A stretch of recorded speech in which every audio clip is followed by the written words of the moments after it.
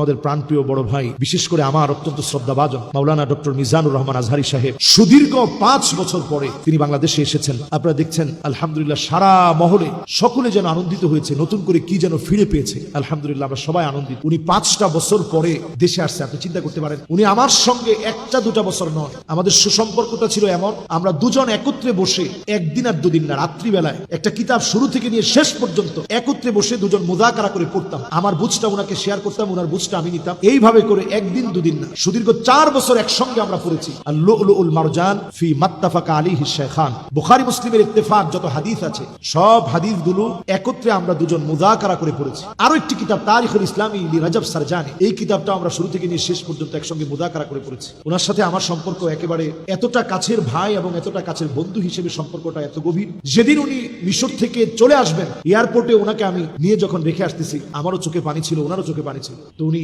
সবশেষে ফোন দিয়ে আমাকে বললেন, ইনশাআল্লাহ বাকি যে সময়টুকু আছে একটু কাজে লাগিয়ে এসো, কোরআনের ময়দানে আমাদের দেখা হয়ে যায়। এটি আসলে সত্যি কথা। জীবনের এই বাস্তবতা এসে আমরা দেখতে পাচ্ছি আলহামদুলিল্লাহ উনি 5টা বছর মিশরে পড়ার পর, মালয়েশিয়ায় লম্বা সময় কাটানোর পর, জালেম শাহির জুলুমের একটা পর্যায়ে যখন তিনি দেশ থেকে চলে যান, এরপরে 5টা বছর পরিবারের কাছে আসতে পারেনি। তার আব্বা হজ থেকে আসছেন, উনার সঙ্গেও দেখা করতে পারেনি। এসে যে একটু দেখা করবে সেটা পারে না। এখনই যদি আমরা হাইপ তুলি, আজকে অমুক মাহফিলে ওনাকে লাগবে, কালকে অমুক মাহফিলে ওনাকে লাগবে, এই জাতীয় হাইপ তোলা, ফেসবুকে অনর্থক লেখালেখি করা, এটা আসলে একেবারেই আমাদের জন্য অসুন্দর বলে আমি মনে করছি। এবং দেখবেন অনেকে না বুঝি এক্ষেত্রে বিভ্রান্ত হবে নানাভাবে। এই জন্য এই কাজগুলো অন্তত আমরা করবো না, দায়িত্বশীলরা এই কাজ করতে পারেন।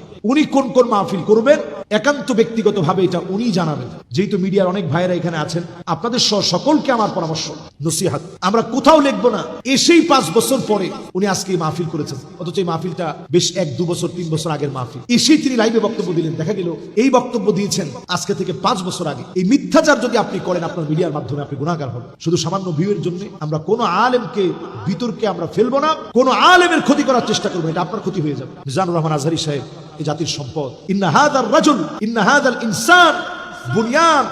এক একটা মানুষ এক একটা প্রতিষ্ঠানের মতো হতে পারে। তো সবাই দুনিয়ার জীবনে প্রতিষ্ঠিত প্রতিষ্ঠান হিসেবে নিজেকে দাঁড় করাতে পারে। মুষ্টিমেয় 2-1 জন নিজেকে প্রতিষ্ঠিত প্রতিষ্ঠান বানাতে পারে। মিজান আজহারী সাহেব নিজেকে প্রতিষ্ঠিত প্রতিষ্ঠান বানিয়েছে। এটা আল্লাহ রাব্বুল আলামিনের ফজল এবং করম যে উনাকে আল্লাহ তাআলা এত সম্মান ইজ্জত দিয়েছে। কাজেই এগুলো নিয়ে আমরা ফেসবুকে কোনো রকম বাড়াবাড়ি না করে, উনি ওনার পরিবারকে সময় দিবে, এতগুলো বৎসর ওনার বাচ্চাদের কত আকুতি মিনতি, আপনি কি স্বাভাবিক বিষয় মনে করেন? 1 মাসের জন্য আমি 4 দেশের সফরে গিয়েছিলাম গত কিছুদিন আগে। এতে করেই প্রতিদিন সন্তানদের সঙ্গে কথা বলা, তাদের মান অভিমান, পরিবারের সাথে কথা বলা, উনার মান অভিমান। এরপরে এসেই আবার দক্ষিণ কোরিয়ায় গেলাম। সেখানে যাওয়ার পর বাচ্চা, 2 জন ছোট ছোট বাচ্চা, একজনও আমাকে যেতে দিবে না। মাত্র তুমি আসলে আবার কেন যাও? বাচ্চাদেরকে বোঝায় শোনায় মান অভিমান সব ভেঙে, যে অনেক চকলেট নিয়ে আসবো, অনেক কিছু নিয়ে আসবো, কত কিছু বলে এরপরে যাওয়ার সুযোগ হচ্ছে।